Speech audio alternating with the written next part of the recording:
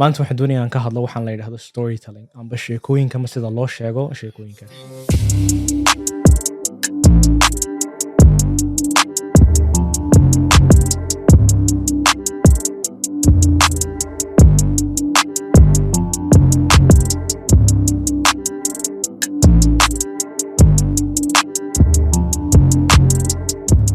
sheekooyinkaad qof u sheegayso amba dad u sheegayso horta 4 shay un bay qabtaan. aan 4 shay waxa weeyaan to educate macnaheedu waxa weeyaan in ay qofkaasi wax barasho ku soo kordhiso amba cilmi ay ku soo kordhiso, to engage inuu qofkaasi la falgala sheekadaas oo wax badan ka dhuuxo, to entertain inaad qofkii aan ciyaar uga dhigto oo doonaysa inaad xaladiin oo kale xaladayso, iyo to inspire oo ah in aad qofka dhiirigelin aad wax ugu dhiirigeliso sheekada waxaad soo qaadanaysaa qofkaasi inaad ugu dhiirigeliso. marka horta 4 shay un bay qabtaan sheeko. marka sheekadaasi waxay noqon kartaa video inaan kugu sheego, waxay noqon kartaa inaan afka kaaga sheego, waxay noqon kartaa inaan wax ku daawadsiiyo, waxay noqon kartaa waxyaabo badan bay kala bixi kartaa, laakiin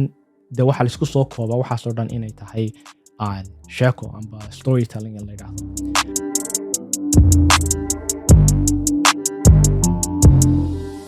sheeko kasta oo aad maqashay oo adduunyada ka jirto oo dhan 3 shay un bay leedahay: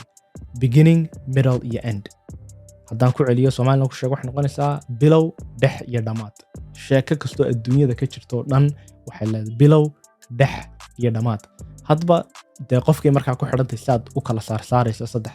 laakiin dadka aad ugu takhasusay storytelling-ka amba waxbarashada storytelling-ka ayaa 3daas horta sheeko kasta u kala saareen. It has to have a beginning, middle iyo end.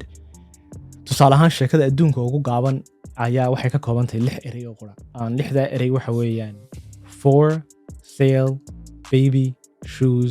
never, worn. 6da eray wax badan bay ku fahansiisay intaa eray 6da eray. umana baahna inaan sii faahfaahiyaan oo ku idhaahdo waxaan ku iibinaya halkaa igu kaalay, ilmaha igu xuleegyahay intaa da'diisu waa intaa kabahan iibinaya waa intaa weligii muu xidhan horaan u soo iibi. sheekada dheer wax alla waxay kaaga baahan tahay haba yaraatee ma jirto. sheekadan waxba kuma soo kordhinayso inay ballaadhiso mooyaan hadalka mooyaane, laakiin 6 eray baa lagu soo koobay sheeko dhan oo ballaadhnayd. marka idinkaan siinayaa idinkuna bal hadda tusaale intaad soo qaadataan sheeko dheeraad haysaan, bal hadda 6 eray, 5 eray, 8 eray bal hadda ku soo kooba, bal hadda siday noqoto.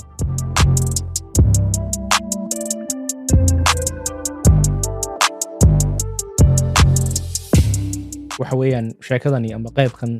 hadda idin tusay waxa weeyaan qaabka ugu caansan waxa la yiraahdaa classic storytelling and basically a structure. and 3dii nooc aan sheegay buu kala baxay, has a beginning, a middle and end. basically to koobaad exposition waxay ka hadlaysaa in qofkii actorka ahaa ama qofkii la doonayay sheekada ku saabsanayd in marka hore noloshiisa caadiga ah aan la soo bandhigo. just muhiimaddu waxa weeyaan nolol maalmeedkiisa waxbaa ku soo biiray, deetana waxaa ku soo biiray baa dhaliyay deetana in sheekadii halkaa deetana laga sii wado oo ay dhex iyo dhamaadba deetana yeelato, because middle-kii waa the same thing, waxaan jeedaa beginning-kii waa the same thing. bilowgii markasta waxa weeyaan nolol maalmeedkiisii wuxuu qaban jiray uunbaad ka hadlaysaa, laakiin dhexda weeyaan halka ay ku imanayso sheekadu, sheekadu amba aasaas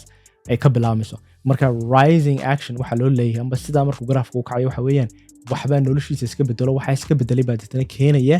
in ay sheekadii gaadho meel la yidhaahdo climax amba halkii ugu saraysay inay gaadho ayaa dee loogu talagalay. and then markay halkaa gaadho waxa intaa ka dambeeya waxa weeyaan just falling action amba hoos u dhacun baa la yidhaha waxa intaa ka dambeeya. so that means halkuu doonayay qofka aan sheekada ku saabsan halkuu doonayay inuu gaadho markuu gaadho maxaa deetana ku xiga. waxaa ku xiga in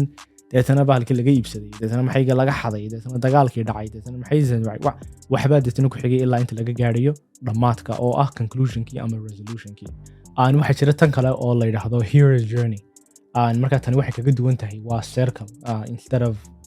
bilow iyo dhex iyo dhamaad. way leedahay bilow iyo dhex iyo dhamaad, laakiin waxay leedahay iyadu wax la yidhaahdo it's a circle basically. waxa weeyaan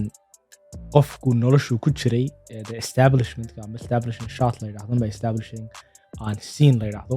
oo ka sheekeynaysa qofka nolol maalmeedkiisa caadiga uu soo toosay, uu cadayday, uu fool dhaqday, uu tukaday, whatever. taasuu ku soo noqonaya bay leeyihiin iyagu,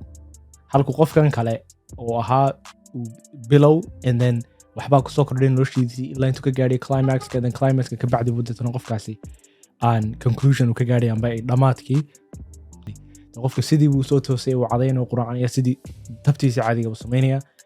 يعني noloshiisa waxbaa kusoo kordhay laakiin saamayn badan kuma laha noloshiisa waa hab sheekada loo sheegayo waa qaab dhismeed ay ka mid tahay sheekooyinka nooca loo sheego 3act structure-ku inta badan waxay ku badan tahay riwaayadaha inta badan kuma badnaa filimaanta iyo dokumentariyada waxay ku badan tahay riwaayadaha ay dadku soo bandhigaan marka riwaayaduhu qofku soo bandhigaya waxaa ka qayb qaadanaysa in act 1 act 2 act 3 saga act baa la yidhahdaa so it's a 3act structure so act 1 waa sidii caadiga ahayd waa bilowgii act 2 waa dhexdii and then act 3 waa dhamaadkii marka act 1ku stepskii unbuu weli maraya in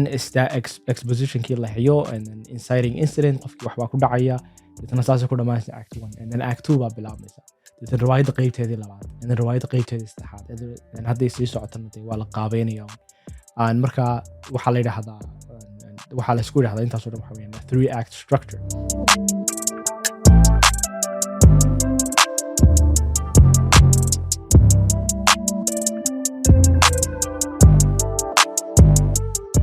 marka sheekooyinka markaanu ka hadlayno saddexda nooc inta badan sheekadu kala baxday it's the beginning middle iyo end bilow dhex iyo dhamaad sheeko kasta intaas leedahay qaab dhismeedkeedu ha kala duwanaado qaab dhismeed intaan ka soo sheekay may qaar kale oo badan baa jira oo qaab dhismeedyo kala jira intaaba ha ahaato laakiin haddana de sheekadaasi isma bedelayso because bilow iyo dhex iyo dhamaad mar kasta way lahaanaysaa sheeko kaste haddii aad doonayso adigu laftarkaagu in aad noqoto qof sheekadaad qora amba sheekooyin badan iyada ku hayo raba inuu soo bandhigo qoro horta marka koowaad waxaad u baahan tahay sheekada inaad qorto horta qor haddii 3 page 4 page wixii maskaxdaada ku soo dhaco qor markaad qoraalkii aad dhamaystirto deetna ugu wareeg page cusub ama waxyaabo cusub waxaanad bilowdaa inaad habayso oo qaab dhismeed kuwan ka mida amba qaar kaloo de badan oo ku dhex jira YouTube-ka amba Google ku dhex jira in aad raacdo because same thing bilow iyo dhex iyo dhamaad hadday leedahay de taawan isla garanno de sheekada wax ku bilaabato waxna ku dhexna de ay wax dhacaan deetna dhamaadkiina de aad ku soo gabagabaysaa laakiin haddaad doonayso structure-ada ama qaab dhismeedyada noocan oo kale inaad u qorto dee waa inaad horta practice garaysaa ood markasta isku daydaa inaad